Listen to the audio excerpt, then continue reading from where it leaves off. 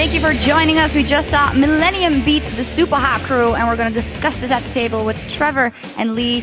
So guys, coming into this one, rather unexpectedly, Millennium just building up the lead straight from the beginning and running with it, and it didn't seem like they were going to lose the game at any point. No, and actually, in fact, if you actually look at the game, it was very, very similar to Fnatic. In fact, I wonder whether these guys have been scrimming together because the picks were fairly similar, the game style was very similar, and all along, and we just heard Creton talking about how it was a pick comp, and it absolutely was, because you saw Kerp constantly using that ulti, catching someone out. Often it was Mr. Rales, the AD carry was there, very similar to Peke and Reckless, the double teamwork. So it really did work very well for Millennium this time around. Surprised quite a lot of us, and probably Super Hot Crew involved as well. Yeah, definitely caught me off guard. Kerp's Twisted Fate was very, very good. But Kerp definitely seems to play that. He either destroys everyone or he does a bit mediocre. And you basically explained the whole tempo of the game. Kerp found picks. We have a replay to actually exemplify that. If we can pull that replay up onto your screen. And it's going to start with one of these Twisted Fate ganks. 4-7 up, completely even on gold. Millennium are actually down on towers at this point in the game. At 28 minutes, Super Hot Crew have held them off, considering Millennium was in control. So let's roll this clip out, and it really does just start with Millennium focusing down Mr. Rawls. Instantly going to pop him, gold card lands, wild cards are going to finish him off. And because of the grouping of Millennium, they're going to run away with the rest of the fight. J-Ree gets a pretty good solar flare, and props to Cottonex as well, landing the key skill shots. Jax was a non-factor. 30 minutes in, he's only got a Blade of the Ruined King and a Phage, and you've got to give props to Creatine here. Swag points. Flash, Ardent Blaze, walks out. Cool Already walking away. Yeah. Cool guys don't look at explosions. So he gets 4 kills, the team backs away, they get Baron, and then it was just, again, 2 more of those sort of pick situations, and Millennium closed the game out.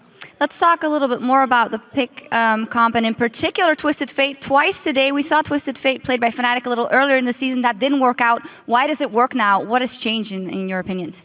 Well, the game in the mid lane has changed somewhat over the recent months. Assassins are less prevalent thanks to the changes to exhaust and the changes to heal. We're not seeing much LeBlanc because she's banned all the time. Zed's not in the pool anymore. And those poking champions like Ziggs are so often on the bench, are so often removed away. So when you have this mid lane matchup where Twisted Fate has time to build himself up, he's got good wave clear, he's got good burst, he mitigates the stealth champions which are super popular like Evelynn, like Twitch. So in this game, Mr. Rolls was never safe, because Destiny always made him a pinpoint target. So I think it's just the way the trending champions of Twitch and Eve are up, which means Twisted Fate comes back, and also because the mid lane can't counter him as hard. And you got to wonder, obviously, the players, Twisted Fate, we've seen it quite a few times actually coming up in the last few weeks, but actually not very well. Yeah. Seems that teams suddenly have remembered, this is how you play Twisted Fate, you need to pick people off. So suddenly, obviously everyone's had a lot more experience on it, a lot more practice in team fights, and it's working a lot better now. Let's theorize a little bit about what this means for both the Super Hot Crew and Millennium. I asked Creaton, what was going on, and he said it seemed that after we were winning, we were playing too safe. How do you think that this will go further in the season if you look at their play right now? I think Millennium are only winning games when they play pick-style compositions. You go back to 2 weeks ago when Kerp destroyed people on Fizz. It's a pick composition. Kevin is only playing Irelia at the moment. He's not super comfortable in Shyvana. He said so last week in an interview. What this means for Millennium, they need to diversify. They can't rely on pick comps only to find wins. It's working now. It might not in a few weeks when the meta changes or shifts away. For Super Hot Crew, they just need to not panic. They were 30 minutes in. They had under onslaught of Kerp's Twisted Fate, and they were even on gold. They were ahead on towers. So they weren't doing badly even under all of that pressure. Yeah, and they actually had a great late team composition as well, of course, with the KO Jackson there. They would have done really well. That's exactly what they were aiming to do, just hold out. And you kind of, again, you look at SK. SK were trying to do the similar thing, but credit to Kerp diving with that ulti onto the tower to create the whole play to set the game up. Yeah, and on the other side, the Super Hot Crew, of course, they were getting so hyped and doing so well. Is this just a 2-off? There's 2 games they lost now in a row? I don't know, because even in the games, like against the Lions, they were completely outclassed. Super Hot Crew really got destroyed. I mean, there's nothing about that. Against Millennium, Millennium played better, but it's hard to say whether or not it was Super Hot Crew losing or Millennium just outplaying them. So it's not panic stations yet. They're still middle of the table. It's not the end of the road yet. Yeah, absolutely. Some great team play from Millennium. And actually, at the start of today's show, we asked you to hit us up on Twitter to let us know which European LCS team do you think has shown the most consistent teamwork so far and why. The first tweet is from @MertRusso. I have to say to Super Hot Crew, when the game gets super late, the team's coordination is the difference between victory and defeat. Sadly, they didn't get to the super late game here. This almost would have been right. And actually, to be fair, they have been great at the start of the season. They're now actually tied for third place with Fnatic and Millennium, I believe. They're all on 5 and 4. So, you know, it has been a great start to the season for Super Hot Crew. They did look very good at the start. They've got to make sure they don't slip into a rut. They had an extremely long game that they finished successfully as well last time, of course. The second tweet is from @Harakos. I think SK is currently showing the best teamwork. The synergy between Svenskeren and the rest of the team is outstanding. And I dare say, even in the loss today, they kept putting up good team fights in the end game. Yeah, I completely agree with that. I think SK as a team, that's their biggest strength. They have struggled in the laning phase. They have struggled a little bit in the individual matchups from time to time. And today's game demonstrates that. They fell behind in the laning phase, and Fnatic just punished them for it. The last tweet is from @IGCreedster. Alliance for sure. Their team synergy has reached a new level this split, which made the whole team, but mostly Tabs, more confident. We're about to see them in action. Yeah, no doubt about that. Alliance have been magnificent at the start of this season. 7 and 1. We talked about how in this pre-show how this is the deadliness time for any team that reaches 7 and 1 generally goes downhill from here. Don't jinx. So they're playing Gambit next. It's a tricky game. You never know what Gambit's going to turn up like. But honestly, Alliance have by far looked the best team by a mile in Europe right now. There was also Gambit that broke Fnatic's winning streak. It was, Let's split around, so maybe. I don't want to jinx it for Alliance. Thank you for those tweets, and we're always ready for more. Be sure to follow us @LOL Esports, and of course use the hashtag LCS for your game day chatter. And now we're going to send it back over to Joe and the Fisho at the desk. Thank you very much, guys. Now, let's get ready for our last LCS match of the day as Alliance take on Gambit. Alliance, of course, continued the domination of the European LCS last week. They managed another 2 wins and currently sit, as Demon said, a very, very impressive 7 wins and 1 loss. And also their individual stats as a team is very impressive. If you just look at the KDAs all around for them, they have the highest team KDA in Europe, with 6.36. Then we have Tabs, Froggen, and Shook. They're all first in their role for KDA. Followed then by Wicked and Nith, who are second in their role when it comes to KDA. They are the best team at taking down Barons, where they're taking 11 Barons. They of course lead the entire league in it. And also when it comes to taking down buildings, 74 towers, 16 inhibs here. Alliance are looking very, very strong and also looking very consistent as a team. That's why they can keep these numbers going every time. That's why they've won 7 games and only lost 1. And then I just have to say, last 2 Alliance games, we have seen Anivia from Froggen, and I'm wondering, do you have to ban the way or not? Because teams clearly don't know how to deal with it. We don't see a lot of aggression on the blue buff of Alliance when they play Anivia to try and at least remove the blue buff from Froggen here, because he will always do well on this champion, and we know how strong he is. Do you want to ban the way or not? And speaking of Froggen, let's see what he thinks about the current state of the once dominant Gambit gaming. Yeah, there's not too much rivalry. It's more like Gambit struggling to get back to their former self. This is a really strong team that played with aggression. Like they're struggling to get back to that point, and I think like before they have any rivals, they would like kind of need to get back to that point. And I think Froggen really hit the nail on the head with that one. Gambit are struggling to find their former selves. And while they look good in some games, it's really hard to predict which Gambit is going to turn up to which match. And they are the most inconsistent team in the league right now. There's no doubt about that. Complete opposite of Alliance here. We always know how Alliance are going to perform, or at least we think we know. With Gambit, you never want to try and actually say, are they going to win this game or not? Because even when they actually were one of the strongest teams, if not the strongest team in Europe, they had these off days where they would just lose a random game, doesn't matter to who, and then come back the next day and destroy everyone. So Gambit as a team, very inconsistent, and you can also look at the KDA numbers for the team. I mean, we talk about how Alliance were #1 in pretty much everything. Gambit is the opposite. I mean, Diamond is the lowest jungler, Darien is the lowest top laner. Only Genji is actually keeping up fairly well with the rest of the league when it comes to KDA, but it's also because he plays very safe. And I think we're also far enough into the season now to look at Nick's performance and compare it to their former mid laner, Alex Ich. The question is, does Nick have the same impact on Gambit as Alex did? different players, in my opinion, and different ways they're being used by Gambit. If you just look at the numbers for Nick here the first 3 weeks, his KDA is fairly low, actually lowest for mid laners in Europe. However, his kill participation is very high. So he's involved in a lot of the kills here for Gambit. Looking at Alex, however, go back to last bit, the first 3 weeks here. Numbers speaks for themselves. 42 kills to 21 deaths, a 4.0 KDA. Only part of 65% of the kills for Gambit, so he's involved in less. However, he makes plays himself. And we always saw how Alex could take the entire team on his back, get a few kills early on, and carry everyone. Nick haven't been able to do the same, so instead they play more teamfight focused. And you know what? I think it's the right way to play it, because for me, Nick is a good mid laner, and I think he has the potential to be on the same level as Alex. And we just have to see if he can do it with time. And now, of course, we've talked so much about KDA, difference between Gambit and Alliance.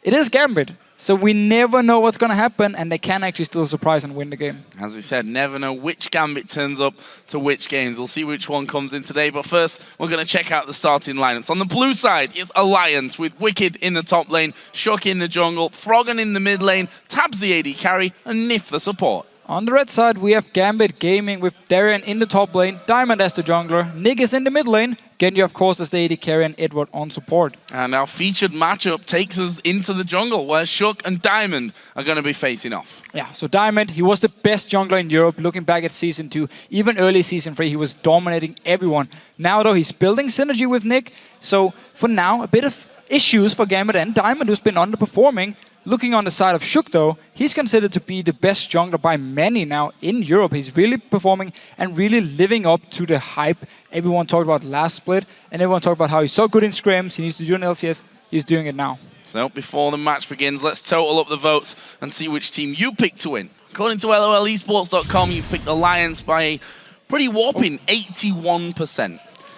We have to agree, #1 team here, very consistent, always performing well against Gambit, which, as we talked about, we don't really know what's going to happen when Gambit plays.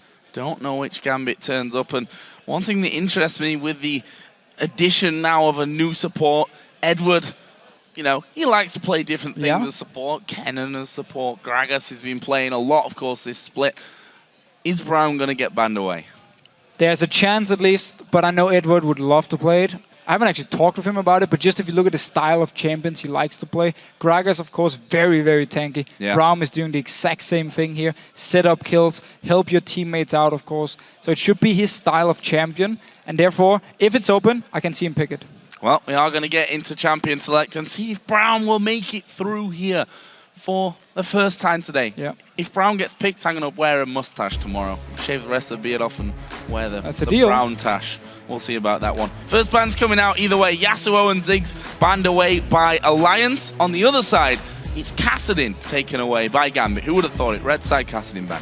Standard bans so far. Nick played actually a very strong Yasuo game here. I believe it was week 2, therefore being banned away from Alliance, and also Ziggs banned towards him.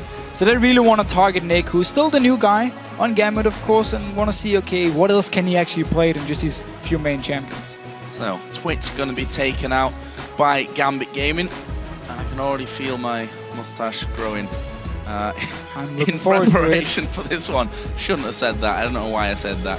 Such an idiot sometimes. Third ban then for Alliance. What are they going to go with? 2 mid lane bans so far, leaving that Gragas open up until now, leaving the likes of Kale up for Nick, who is really like to play, and they're actually going to go towards Darien here for their third and final ban, taking away Jax. Wicked has played a lot of Shyvana in the past year. Actually, only once did he take Jax over Shyvana, so they feel like can ban away, target towards Darien. I'm not sure if they're going to first pick Shyvana here or want to focus on the likes of a Lee Sin, possibly, or maybe even a mid lane pick now to ban 2 of them away from Nick already. Well, let's see. Not long left here. What is going to be the Leave it choice open for Gambit Gaming? They are. Wow. Really running down the clock on this one. Taking away Brown. Thank God for that. Very, very last one. They really had to think about this one here. You could see there's like, oh, should we leave it open? Do we want to maybe get it if they first pick something else? But it's the Lee Sin. First pick for Shook. It's actually been a champion last week, which was banned against it because he's been performing so well on this Lee Sin here. And also the reason Alliance just instantly first pick it. Don't even think about it. Trying to think about taking away the Thresh as well, the combos that we've seen, not just this split, last split as well, between Shook and Nip kicking into the hooks and the flays. Such brilliant, brilliant play from Alliance, which I suppose we could really say across the board with everything. We also had the Anivia question, by the way, answered. Anivia left open here if Froggen would want to take it. What a Gambit got up their sleeves. A Blitzcrank in the first round of picks It was would buffed. Be, I mean, but first round of picks? No, yeah. I don't expect that to happen. Normally a pick you want to wait to see a bit more of the enemy team before you want to lock it in. It's actually a very strong pick against Anivia, so in that case we might see it later if Froggen locks in Anivia. Well, we'll see. It's going to be a switch here last second to Evelyn for Diamond in the jungle. As you've mentioned, Lee Sin, Evelyn, Elise, pretty much the three junglers that we're going to be seeing now.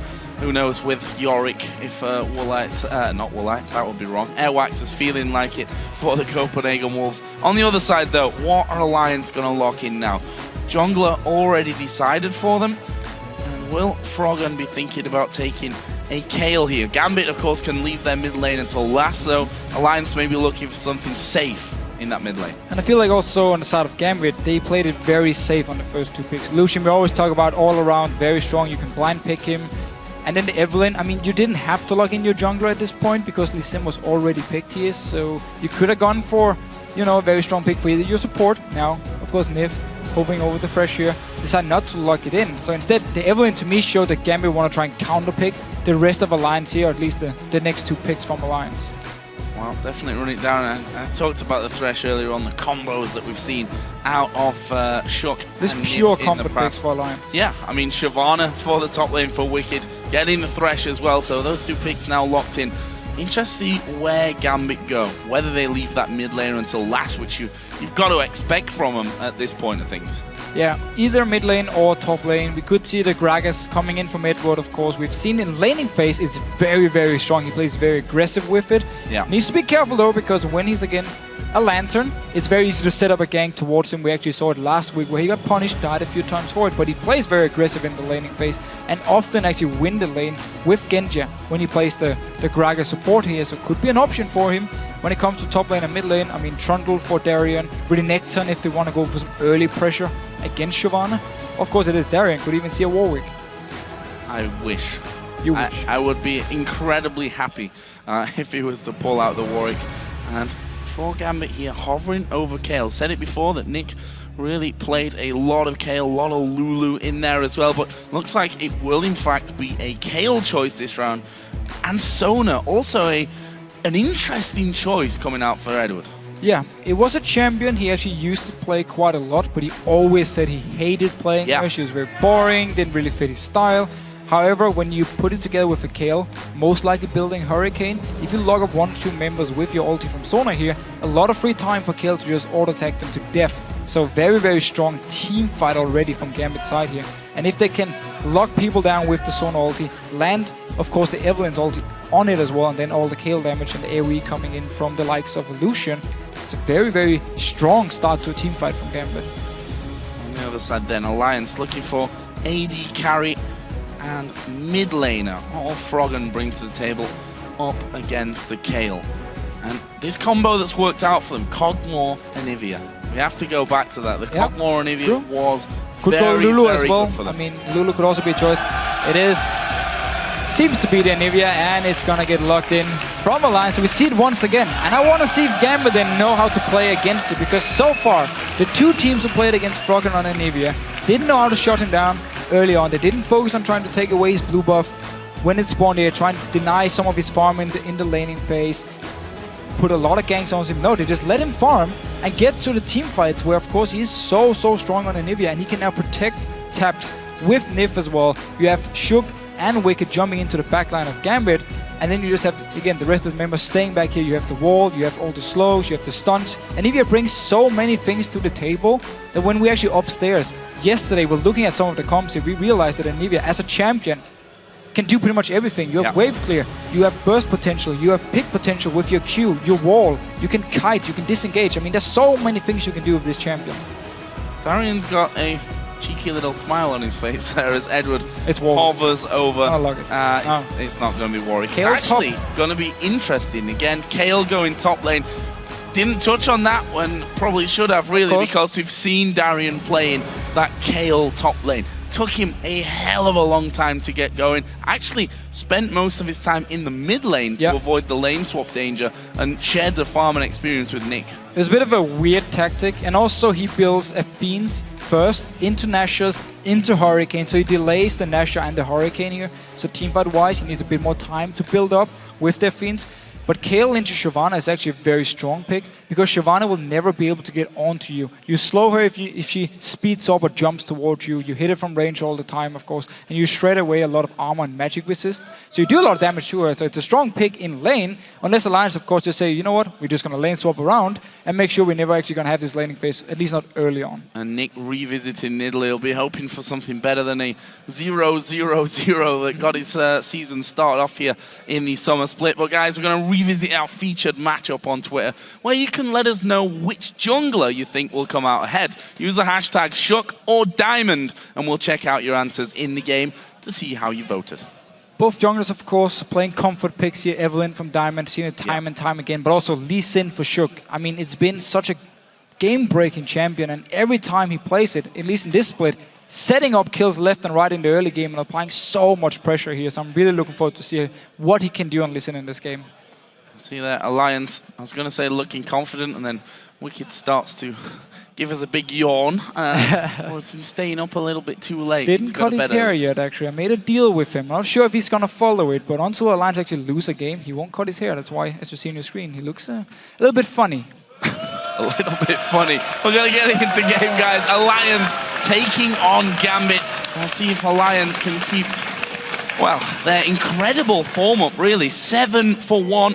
As the guys over on the analyst desk earlier mentioned, though, Gambit are the crushers of dreams when it comes to winning sprees. Of course, they were the team that stopped Fnatic in the last split. We'll see if they can do it here against Alliance as well. So we see early on here, no teleport on Froggen this time. He played it last time against Subaru Crew with Anivia.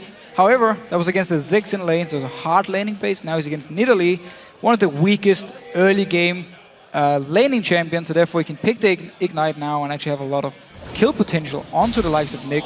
And at the same time, we also see Edward with the Ruby Crystal actually as first item. So he's going to rush an early side stone, sell his Ward Trinket early on, get the sweeping lens, and then try and get a lot of vision control as the Sonar. Certainly going to be an interesting one, and Nick getting the first spear of the game off. Always nice to start that way, even though it gives you, of course, very little in the grand scheme, or gives you nothing in the grand scheme of things, is probably more accurate. Confidence boost. Exactly, the confidence boost that you are 100% with your spears. See if Nick can keep that record up. Right now, there's a very distinct lack of anyone really moving out of a safe zone right now. A lot of wards down in River, not too much pressure put up, and wards planted a little bit deeper on the enemy side of the river from either side. And we can actually see that we're going to see a standard start for the junglers, both on their red buff. However, Nif and Tabs moving up towards the Death Brush. Are they going to try a, they are spotted. What for me would be a very risky two-man invade here? Well, at least for now, they're actually forcing Diamond and Darren away, because down the bottom lane, of course, is Edward and Genji, and in the mid lane, Nick just standing with Nidalee, won't be able to do too much. So Alliance actually managed to delay the red buff from Gambit and pick up their own red buff. Delaying as long as possible. Nif down to about half HP. He needs to be a little bit careful about this. We're actually going to flay over. There is the red buff taken by Diamond, but a lot of damage will be done to him. Darian falling a little low as well, but look at this. Alliance invading on the enemy blue buff. We see Edward actually coming across. This is very risky. This is dangerous. They're going to come around with the Ignite there, put down towards Shook. Spear is going to land. Shook going to go down here, surely. AD carry coming in. It's Edward that picks up the kill, and now they're chasing Wicked. Does have flash available. Will use it as well to get out of the back of the Dragon Pit. Such a risky play from Alliance. They knew, of course, Diamond and Darren up in his top side were delayed with the red buff. However, they also know that there's both Genji and Edward in this bottom lane side here to just come up, collapse around them if they move in for the blue buff. So very risky move, and Gambit picks up first blood for it. Red buff Edward. who was having a look at the race and they're like, can I do on red buff? Maybe I'll be able to do it. No, probably not, my friend. Again, but 2v1 mid. Exactly. 2v1 mid. This is exactly what Gambit went for the last time around that they played. I think it was against the Wolves, if memory serves correctly. Yes, it was.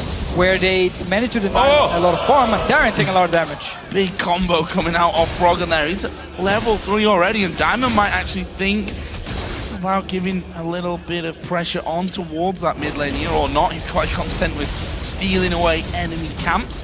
Wicked has followed Shook this entire time, and there we go. The tally coming in from Twitter. 81% of you thinking that Shook gonna come out better of this one. Funnily enough, it's Shook, of course, who went down for the first blood here for Gambit. For now though, he's moving with Wicked into the jungle side here of Gambit. They can of course do it because on the top side is 2 members of Alliance, so there's multiple members to join in case a fight should happen, so they can take away all the farm here. Red buff actually wasn't cleared after Diamond picked it up, so it's not gonna... Nobody has the timer yet before Alliance actually spot it and can clear it out and get the timer without Gambit actually knowing it. Get their timer down, or It's 2v1 mid again. Or just ignore it, which is what they actually did, going straight up towards that top lane. But yes, indeed, 2v1 it remains as Darian, going low earlier from Froggen, came back into this lane and needs to be a little bit careful because Froggen's not a guy that's going to miss his combo. And last time they used this comp here again. It was against Copenhagen Wolves. They put a lot of effort into trying to deny CS from Kauton in the mid lane. This time with Froggen though, they're actually going aggressive towards him. Diamond joining in as well. Gonna get slowed. Spear will land as well. Have they got enough damage? That's a good stun coming out. Froggen actually will flash away. Nif having to flash his way towards his turret as well. Now Nick being hooked in there. A little bit of a chaotic exchange there as Froggen flashed out in one direction. Nif went back towards his turret. Gambit unable to lock either of them down. And now tap some of this top lane here. He can freeze this lane pretty much forever if he wants to and just pick up all the farm. As long as Alliance make sure nobody from Gambit move up to stop him, he's gonna become very, very strong. And now that's actually why they're staying around this mid lane here. Trying to get gunned down. He's stuck. He's dead. He's dead. Or is he? Flash comes in. He is dead. Froggen following through from it. Feel like I've cursed a couple of people already saying that he's dead without a shadow of a doubt. Flash away, goes down anyway, and again, you have to think about Shook waiting for the flash to come in before he followed his Q through, able to pick up a kill back. So we see actually Darren, as soon as he respawned, just teleport top lane to push the wave into the tower. He's gonna die again. Oh, Darren, you're in big, big trouble. Well, maybe? Maybe not. Yeah, he is.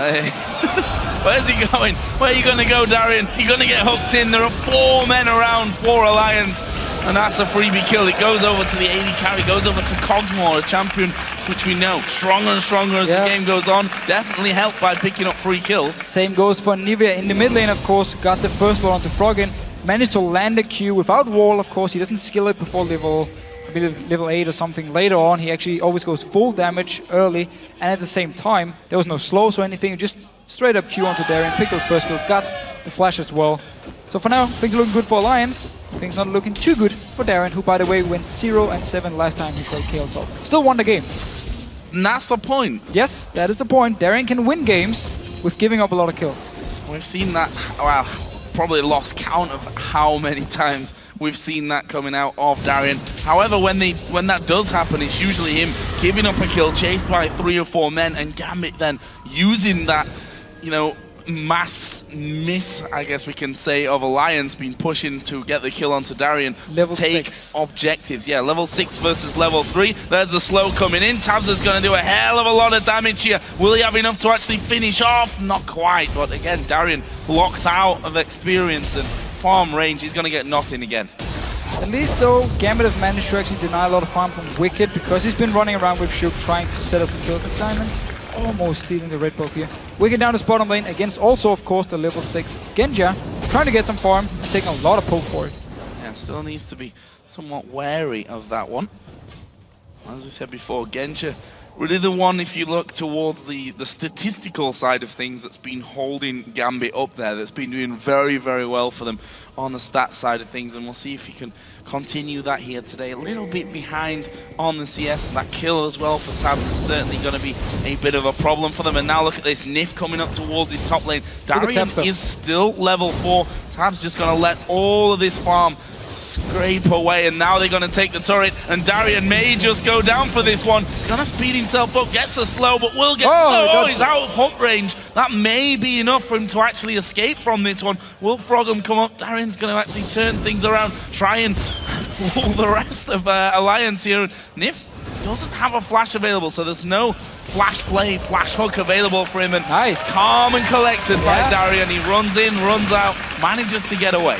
Juking around a little bit here, no mana onto taps, and of course the hook was on cooldown from Nif, couldn't even play onto him, therefore he couldn't pick up the kill.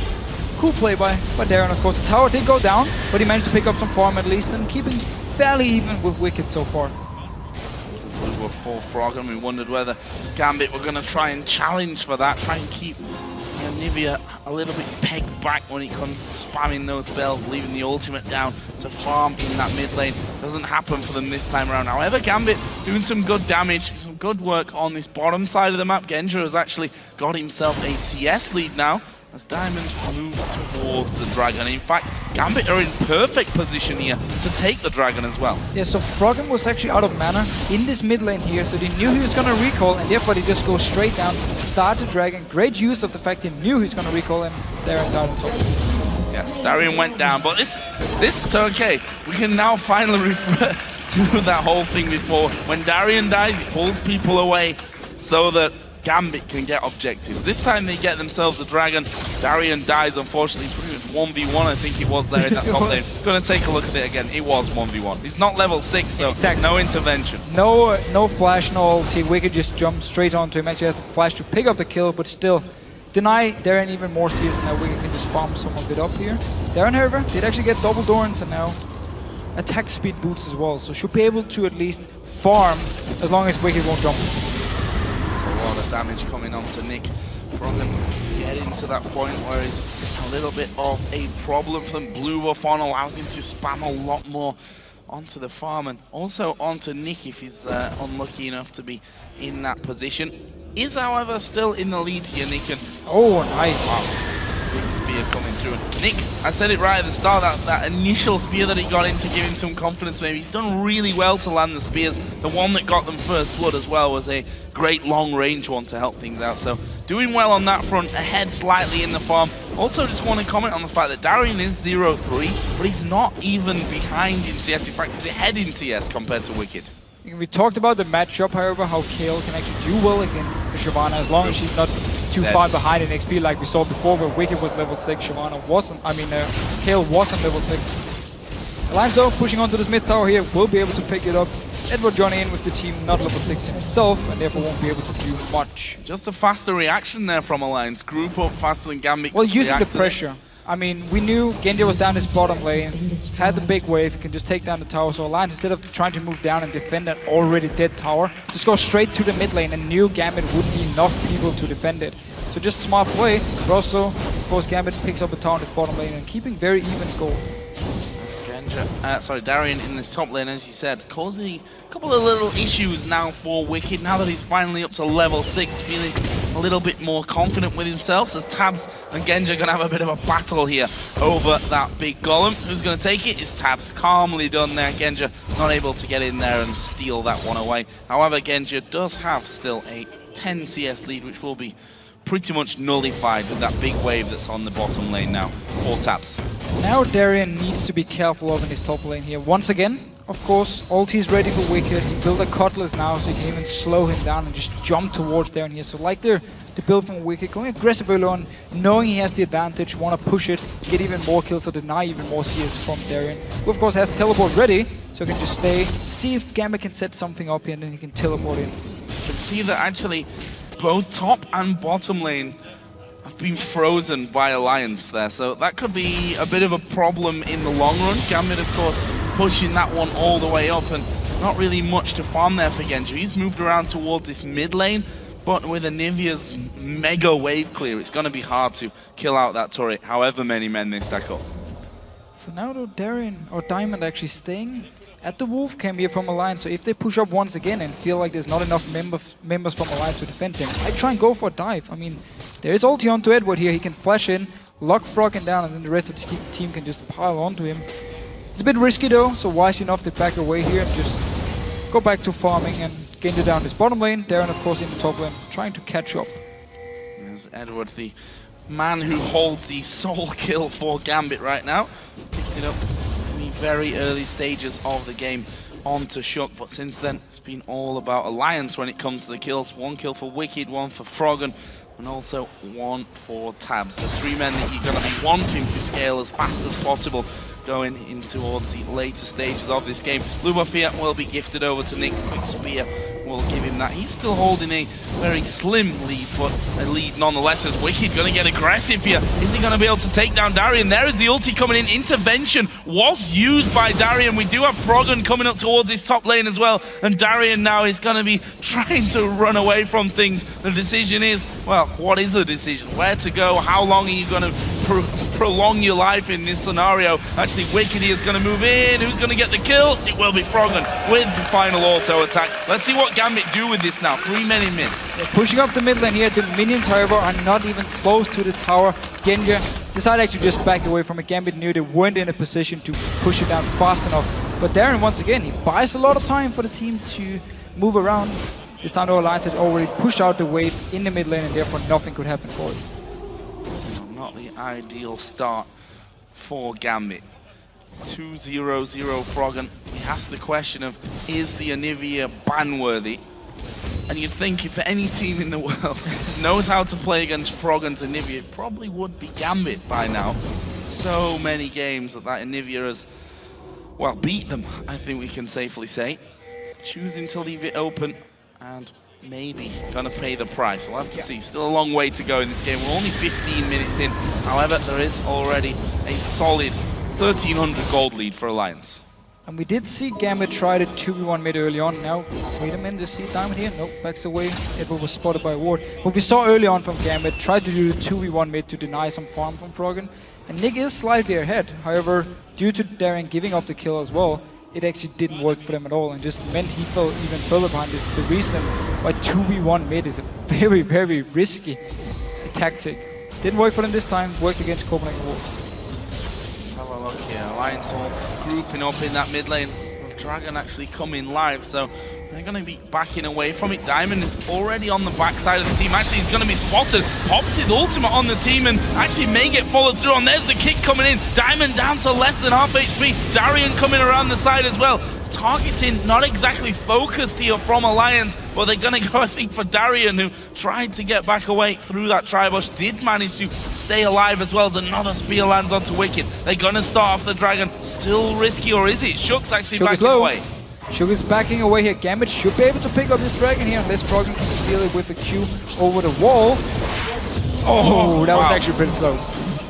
That was very, very close. Saw the health bar just shrinking to the point where Froggen may have been able to get that one. However, it's Gambit that get it. Second of the game goes to them, so holding on to that, you know, once famous, I think we can say, Gambit Dragon control.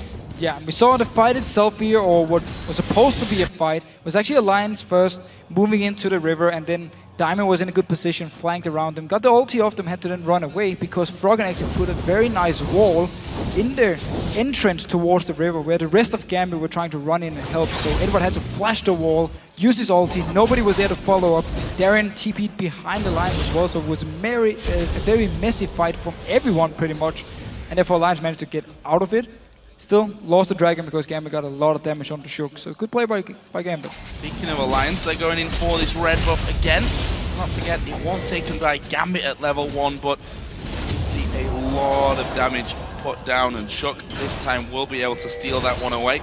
See if he can keep control of his own red buff here.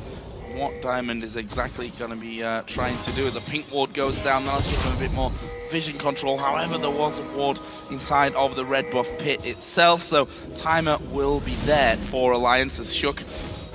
A rarely missed Q there coming out. Nif is here as well though.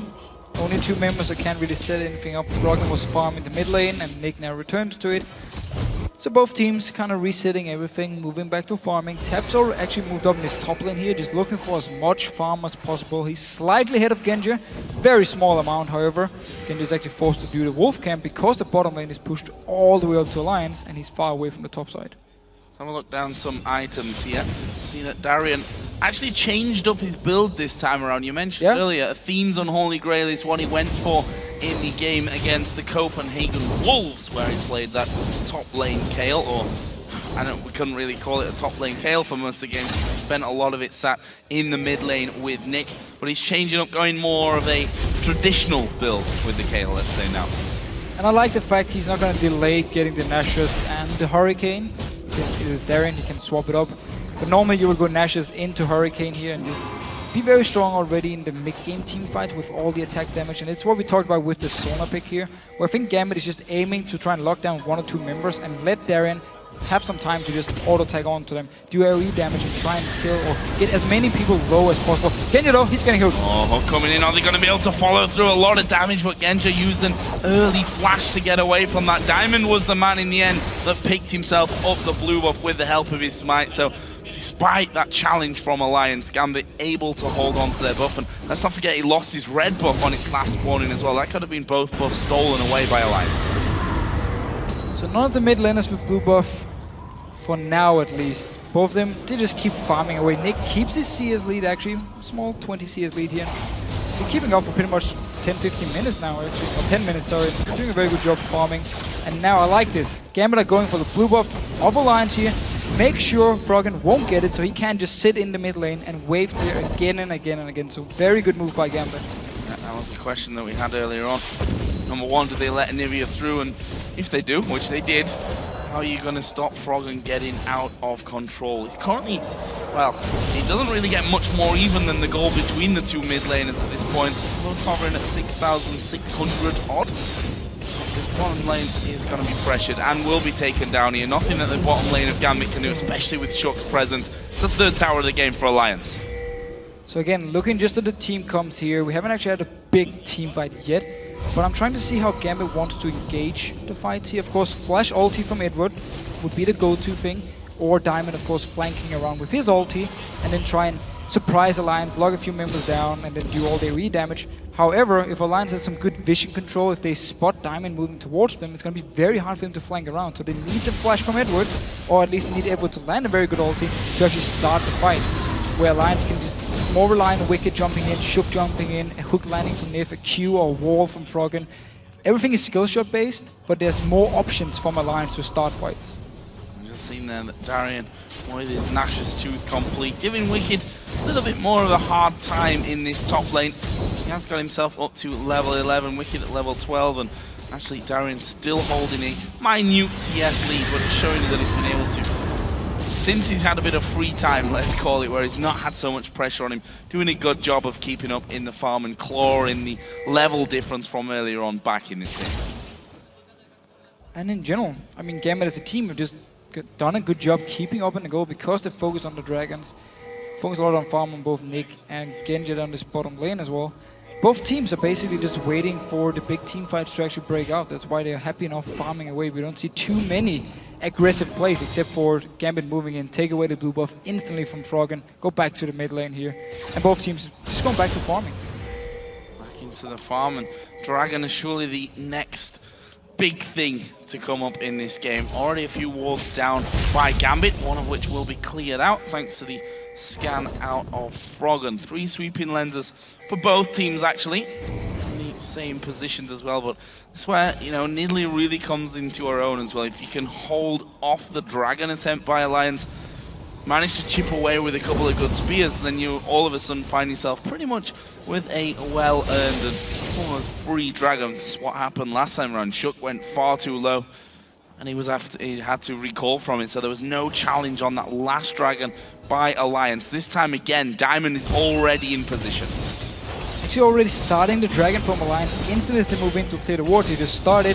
Both top laners are running down towards the Dragon. They might have to teleport, and there's the wall on Nick. There is the wall. Edward going to be locked up against the wall itself. Dragon actually was pulled away from here by Alliance. Is that going to allow them in? Wicked has teleport available.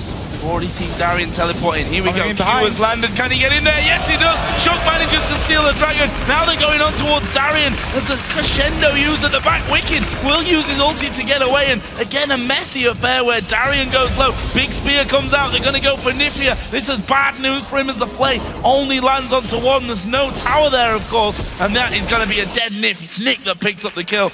And Tabs, he's running into no man's land here. One hit onto him there. That pretty much says that he cannot execute himself. Actually, he might be able to turn around and have a go at Genja.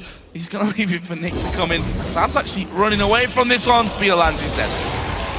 Kill on to Nick here. So Alliance, they managed to pick the dragon, but they lose the team, but they were split up at first.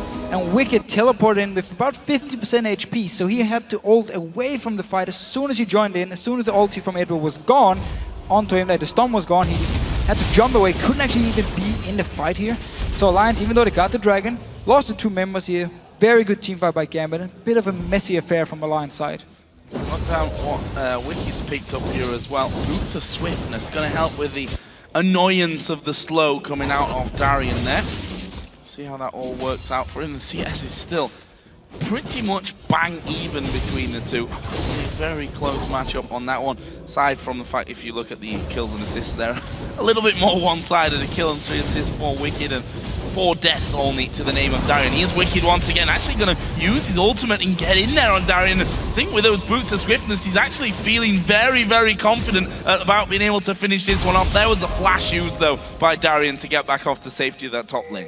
Forcing away the flash, we see him use the Blade of the Ruined King, which he built very early on to simply just get onto Darien here, and every time Darien uses the Q to farm, Wicked can jump onto him and stick to him here. Gambit though, pushing out his mid lane, Froggen is still far away, Nif joining in, misses the hook, should be a tower for Gambit. Never mind.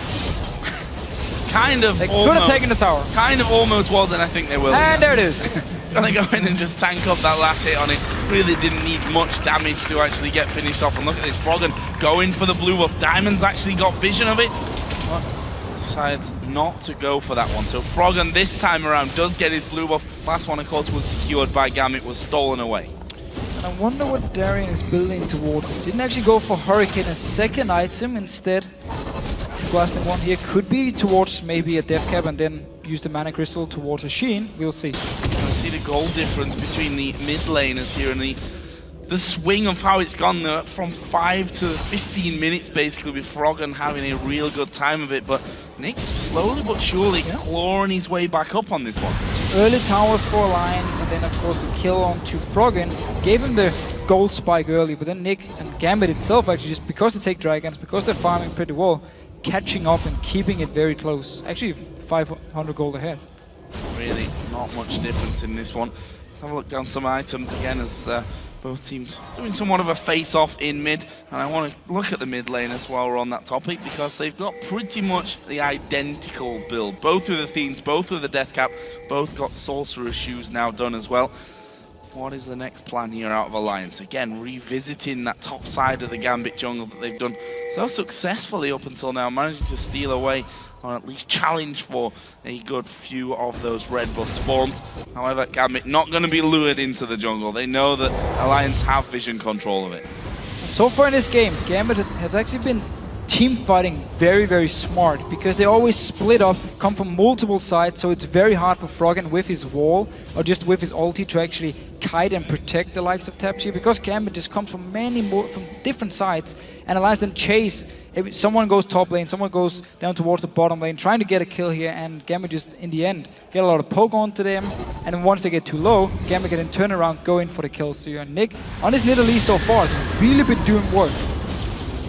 At a 2-0-1, getting to that point where he really hurts. However, Tabs is also at that point. Trinity Force and the Blade of the Ruined King for Tabs. Not someone that you really wanted to be getting into a 1-versus-1 scenario against here, as Froggen trying to catch out Genja. Gets a bit of damage off, but he's got a Bloodthirst, so he'll heal that all back up as Diamond going in here. This could be bad for him, actually. Tab's doing a lot of damage. Intervention is available. Will be used last second, but Shook's already there. There comes the heals. The double heals as well. Triple heals even because of Sona in there. Something that we forgot to mention in this one. That's a lot of heal from this team. Yeah, a lot of heals here that we managed to get away, but still, he's actually staying around. Wanna join in. There's no ulti on Diamond, of course, which used before, and Wall once again for Froggen. Wall in the back, and Managing to get a good combo off. They've got the poke out of tabs as well. Massive range that one's got. We'll see how Gambit can hold on to these turrets, because that's a problem for him, as we see the drive-by from Shook coming in. But again, it's Diamond that actually comes out on top of that, gets himself the red buff. Second time he managed to smite it away from Alliance. First was, of course, the blue buff, now the red buff here. Making sure he keeps the buffs on his side. Now he's going aggressive once again. And the hook coming out just a little bit too wide, as Genja pretty much all on his own there in that mid lane. Manages to scare 3 men from Alliance away from it completely. If we look at the minimap here, we see that Tab's going to be pushing the top lane. Wicked down on the bottom side of the map as well. Both of those top laners do have teleport available. They need to deal with Tabs quickly here. They've actually got Genja coming up through the jungle. Diamond will be coming through lane, but they're going to lose half the health on this turret. They may even lose a little bit more, as Nick going to be caught out in the jungle. They managed to get the hook onto Genja, and Froggen blows him up from the side. Turret surely going to die as well. There's the kick onto Diamond. Not sure that he will escape. Good crescendo comes in. He's going to die. Is he going to go down? Yes, he does. It's Ignite from Edward that gets a kill back for Gambit. Nick is here. Fight is not over yet. Edward chasing with him. Diamond backing away, so only 3 members from Gambit chasing on here. And there is the Banshee's Veil. Finally, Pop Spear comes through. It lands onto Froggen. Ward goes down to say, okay, we need vision of Nick to see where those spears are actually going to be thrown from. In the end, it goes with that 2-for-1, and very, very interesting fight there. And if we look down Gambit again, their items becoming stronger and stronger this entire time. Darian actually got himself the Sheen and a blasting one now. And they just managed to turn every situation, for now at least, in their favor. I mean, Genja hooked first by Nif and then instantly just went down to Froggen, but still up in the top lane here. Good crescendo from Edward, killed Shook as well, and then continued to chase on there. Killed Nif, and while they lost the tower, still picked up 2 kills here. Now they're going for the Dragon. Going in for the Dragon, he's already down to half HP. Last one was stolen away by Shook, but I'm not sure he's quick enough this time. He's got a lot of ground to make up, and there is the steal. A little bit of a dodgy smite from that, but they managed to hook in Edward. There's a last-second intervention. Froggen actually throwing the damage through, but wasn't enough to get him the kill. There's Tab flashing in as well. Darian instantly flashing out of danger. It's a good pickup for Gambit. And once again, they get the Dragon, get out safely here, make sure they don't give any kills over to Alliance. And there's only been 10 kills in the game so far, but still so much action back and forth. Dragon fights every time, or small fights, trying to set up fights, but none of the teams are real hard engaged. You haven't been able to just start a fight straight up and destroy the other team.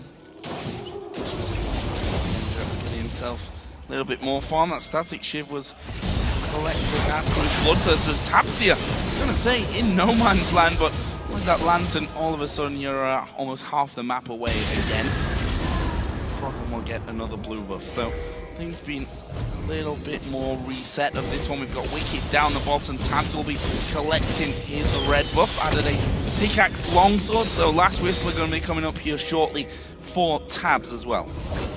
And on the side of Gambit, Darian actually went for second item Lichbane, which is perfectly fine here on kill. Doesn't want to go for the Hurricanes build, it seems. Death Cap or Avoid Staff should be the next item for him, and he's going to start to do a lot of burst damage now. Talk about the difference when there's a lot of CC on the side of the other team. It's a bit risky to run the attack speed build, and now this time around, because of the Nivea stun, because of course the hook from Nif here, doesn't want to risk not getting any damage off in the fight, so he's going to build more burst focused. That's the danger for them as well, when Darian really starts to build things up. That's a lot of damage they've got coming through. Of course, Shyvana going to be getting tankier. Banshee's Veil was picked up earlier on by Wicked here. And of course also the AP build instead of Hurricane is really going to help the team when you look at the heals. Yeah. It's going to make the heal even better. Nick with the heal as well, going to of course build a lot of AP, so it's going to be even stronger. You see Edward with the heal too, so there's so much sustain on the side of Gambit. It really makes a lot of sense for Darian to not go Hurricane. We're just seeing Darian and Wicked spotting each other, but nothing really happening. Wicked very, very tanky at this point, as I said, with the Warden's Mail and that Banshee's Veil from earlier on. Now Alliance moving up towards the Baron area, getting a few wards down, clearing out what was left of Gambit's ward placement from a little bit earlier on, and you can see that Genja on the top side, wondering whether Alliance are actually going to go for that. As Wicked doing a good job here of keeping Darian pegged back.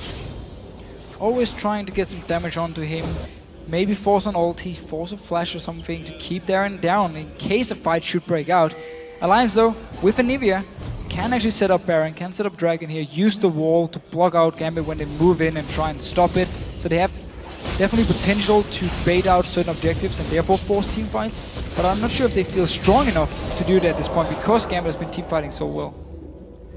A little bit scared maybe of overextending. Edward going to get caught out, actually dodging the stun there, and I think going to be able to get away from that one. The ultimate of Tabs was pushing through onto them, but he manages to survive. Diamond actually off to the side here as well. I think he was spotted from the wards coming around there earlier, but Gambit look to be pushing back, and it's going to be hard to hold on to these turrets if Nick holds or lands a spear or two. Yeah, and Froggen just looking for the pick with the wall here. We just saw it onto Edward. Stun just missed. Had it hit, he would have died, and he could have pushed up again or even gone down towards the Baron side. So just looking for this wall pick here, and the rest of the team being collapsed onto it. Meanwhile, everyone actually joined around this mid lane side, even the two top laners who were split pushing before. Good culling as well coming out on towards Froggen, dropping him down to just above half HP. And spears are going to be a problem in these tight areas.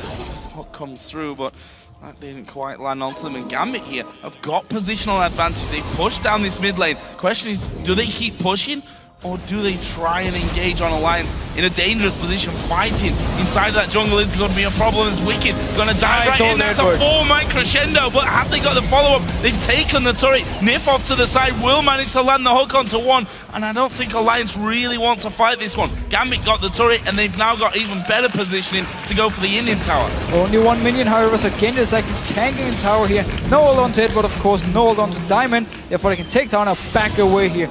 Very smart play. Froggen staying around. They want something. Oh, Wall will actually split a couple of them up, puts his ultimate down. Tab's doing a lot of damage as well. One more hit. Oh, wow. Finish off Diamond. The last second intervention coming out.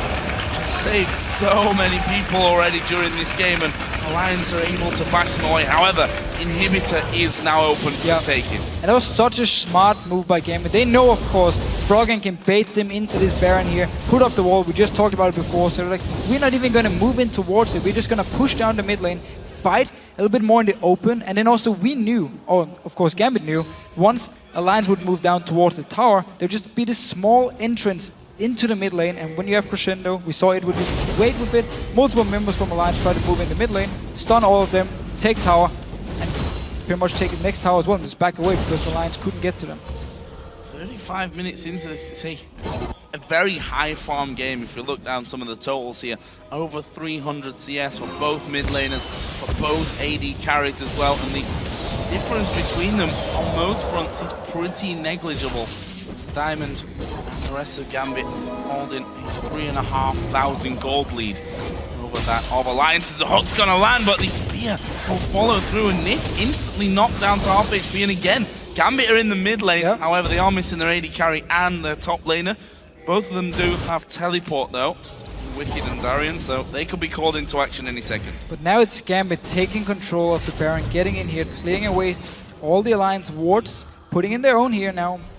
Maybe want to try and put a bit of pressure around, force Alliance to face shake onto them, onto Edward, who just stunned multiple, onto a spear, of course, from Nick, who's really been landing them left and right.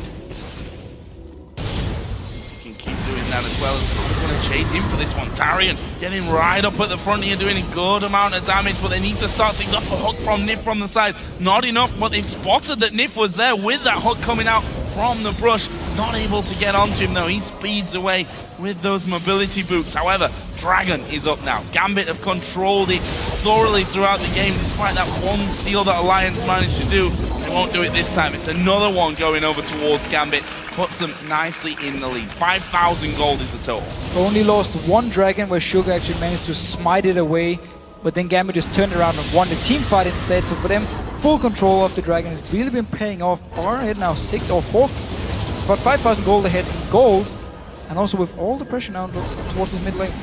Colin coming through wasn't exactly massive. Did manage to get Froggen a little bit low, but shouldn't be too much of a worry for him. Gambit push Alliance back once again, and despite that great start from Alliance, you have to give credit here to Gambit. Thorough control over the Dragon, kept him in the game at the stage where it looked like Alliance could start running away with it, but that Dragon goal really helping them out. And now they're the team with that 5,000 gold lead. And then they've just been team fighting really well against this come from Alliance, always splitting up, coming from multiple sides. We already talked about how well they actually played him. And they never let Froggen get in a position where he can wall multiple members. Always just push down the lanes instead. Don't want to move into the jungle and try and fight against Froggen. Move up again towards the Baron from Gambit. Weren't able to get any further push on that mid lane, and there is Wicked actually catching out Darien with his Blade of the Ruined King. Will he push through? No. Top turret actually went down there to minions from Gambit's side, so it's a bit of extra gold in their pocket, up 5-4 on the turret count at this point, and that adds another 1,000 gold to their lead. 6k now. Strong lead for Gambit, but could all change very, very quickly. The wall comes down, the hook and the stun not able to follow up though. Wicked in the top lane. Teleport is ready for him so he can join in with the team, and he's basically just gonna go up, try and pick a bit of farm here. Even though Darren was so far behind early on, he's really been doing a very good job with getting the farm he needs, get towards the items he wants. Defcap should be able to, or should be very close at least. Yeah, he has 1,300 gold, so he can actually go back to base, pick up the Defcap if he wants to. Masses of burst could become a problem. Or maybe even just the heals and the intervention are going to be a problem enough for Alliance to deal with in this game. We've already seen him saving a couple of lives with those last second interventions. Ooh. Nick there, gonna recall, almost being cancelled out. That, if Wicked have got in range there with that burnout running, that could have actually been the death of Nick, and now he needs to run straight down that mid lane. They're gonna need to get Darien involved as well. However, he's clearing out that bottom lane, does have teleport available. There was no wards just behind the lines though for him to teleport onto. Therefore Diamond also backs away from here. Was actually in a good position to flank around. Didn't decide to go for it, and Nif recalling this bush here.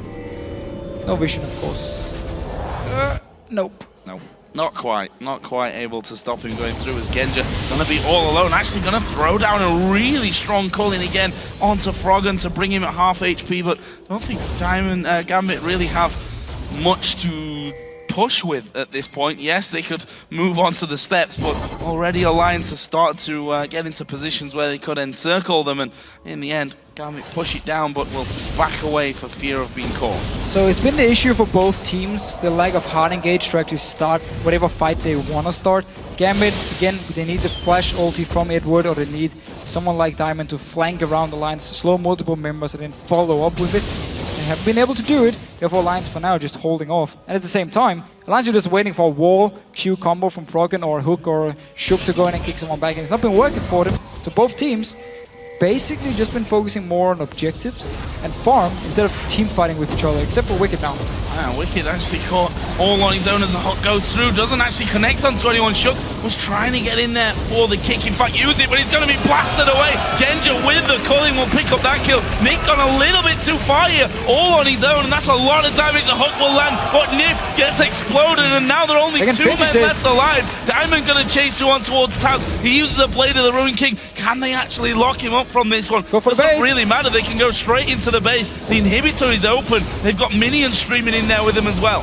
Ulti's gonna be ready for Darren very soon in case they want to just straight up tank the towers here. They do. Only 2 members from Alliance to try and finish, to try and defend. They can do it. They want to hold on to this one as they're gonna win it. Gonna run out from that one. The first Nexus turret already going down. Tanking up the damage from it is Diamond at this point, but both Nexus turrets gonna go down. They get the kill on Tabs as well. Wicked gets off to the fountain, but it's not gonna be enough to save the game from them. Gambit push things home, and they wreck Alliance's record. We said it before. Gambit, the record wreckers of this year.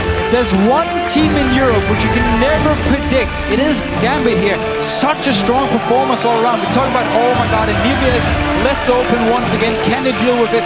Show perfect team fights around it. And in the very end here, when Alliance actually tried to engage, Gambit were just so far ahead and so much stronger. Won the fight, won the game. Absolutely brilliant performance from Gambit. But I hate to be the bearer of bad news, the spoil sport, whatever you want to call it from this one, but we said it before, we never know which Gambit's going to turn up. Yeah. This was possibly the best looking Gambit we've seen so far this split.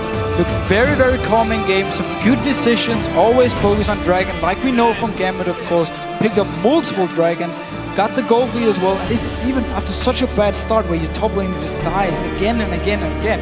It doesn't matter because the rest of the team, they take it easy, they farm up, they do well, and then once you get to team fights, you get to Dragons. GMB were just the better team. Absolutely brilliant performance by them. We said it earlier of Millennium, though. We have to pose that question again. Can they actually keep it solid? Can they keep, can they win 2 games in a week? We don't know, because we just literally don't know which Gambit turns up. It could well be that they come tomorrow and they get absolutely destroyed, but focus on the positives here. The fact is that Gambit just gave what we thought, or probably we can say what is the strongest team in Europe right now, managed to beat them at their own game. Managed to beat them. A lot of comfort picks all around for Alliance here. Taps, of course. Addis Korkmore again. We had Nivea for Froggen, Shyvana for Wicked. Everything was comfort picks for Alliance here, and yet they managed to actually win the game. Because again, they were just team fighting so smart, and they were actually avoiding a lot of fights as well, and just focused on taking towers, taking dragons. Okay, you're gonna line up for this Baron here. You want to bait us to walk into you, get walled and die. Nope. Just gonna push down the mid lane, take 2 towers and back away. We don't even care about you and Nivea. We don't care about where you want to fight. And so GMB were actually in control of the game for most of the time. And also they decided with this comp with a lot of heals, just even though a person was very low and about to die, they never just left him alone. They actually went in, ulti from Kayle, healed him back up and managed to survive, and therefore didn't give up any kills to Alliance. See them just going from almost nothing to half HP in an instant. And one thing that's very, very impressive as well, we've got to say, is the fact that despite the start where Alliance almost looked to be running away with it, where Darian was 0 for 4 and seemingly getting caught out every time he pretty much left the base, if we're honest, in those first minutes, they held such a tight control on the Dragon to keep themselves even until they got to a point where they could say, okay, we can actually fight now. We are strong enough. And they did the exact same thing against Fnatic, where they lost all the towers. I believe they were down 7-0 in towers to Fnatic, but they kept taking Dragon. Again and again, they kept the gold even, and then once you got to late game team fights, they were the better team, won the team fights and won the game. So for Gambit, as long as they can get to this late game point, get to the late game team fights, they really are still a world-class team. Yeah, showing that synergy is definitely getting better on a credit to Nick. basis. I mean, we talked in the game here about how he landed the very first spear onto Froggen, and he didn't stop. I mean, he just kept going for it. He was 4-0 and 4 in Italy here. Very strong performance. Very, very well played by Gambit. We have Shox and Trevor standing by with Diamond, so let's send it over there. Thank you very much, Joe. Indeed, joined by Diamond after that, shall I say, monumental win versus the first-placed Alliance. Tell me your first thoughts about after finishing that game out, because it must have been such an important moment for you guys as a team. Yeah, that was an important match for us if we win it. That would prove us that we are still a good team and we can compete really well in this tournament. And we did it, so we're happy. Yeah, congratulations, a very good win. I want to ask you to explain a little bit more about the Darian duo mid Kayle. It's a strategy you did against the Copenhagen Wolves. It's a strategy you did again today. We see other teams putting their top laner with their jungler and stealing XP and stuff. Do you not like that, or do you think putting top lane mid in the first few minutes is more important? Well, it depends on Darian's mood, I think. He sometimes goes with me, he sometimes goes and zones mid laner, enemy mid laner. And I don't know what he thinks about it, how does it work. Sometimes he with me, sometimes he with Nick, but it works. Yeah, and it worked as well in this game again. Alliance was able to rack up some kills in that early game, but for you guys, it was all about the objectives again. Tell me a little bit about how Dragon still seems to be the best focus for Gambit, and you win games with it. Yeah, Dragon is pretty much the most important object on the map, which you can get really easily. So we're trying to get as much of them as we can, while losing as less towers as we can at that same time. And Darian was doing a great job feeding top lane while we were doing dragons. It's standard Darian feed to win strategy. Yeah. So in Gambit's priority, is getting control of Dragon much more important than taking towers? Because it was how you guys beat Fnatic as well. You got all of the dragons, you waited until late game where you had the items you needed. Why is it that pushing towers early is less important than getting dragons? Because dragons are respawning and turrets are not respawning. Another question up against Froggen's Anivia. You guys didn't plan to ban it out, and you guys are, of course, very familiar with that Froggen Anivia in Gambit as a team. So why was it that you decided to leave it on the map, and how do you deal with it? Well, we all knew about Froggen's Anivia, that he plays her really great, and we knew how to play against her, but the one thing was that Nick was playing the first time against Froggen Anivia, so we were kind of afraid of it, but Nick said, give me Nidalee and I will carry you, and he pretty much did it. Well, it's nice to see. It's good he delivered. I want to step back from the game and ask your opinion on the state of the jungle at the moment. Patch 4.9, Kha'Zix is less popular in the jungle. I don't think we're going to be seeing him. So other than Elise, Lee Sin, and Evelynn, as the pioneer jungler that invents all these new champions, when will we see one that's not those three? When Riot will buff like Ancient Golem item, jungle item, or I don't know, or nerf Lizard or nerf Lee Sin, Evelynn and Alice or something like that. But we need to change something to bring new champions in the jungle. I'm going to put you on the spot quickly. If they buff Ancient Golem, which champions become more viable because of that? I think Amumu will be the first one, because he is really strong even right now, but he suffers in the early game when guys who built Lizard buys 2 blades for 10 attack damage and just beat him in jungle early. And then, I don't know, I don't remember actually, maybe Nautilus or stuff like that.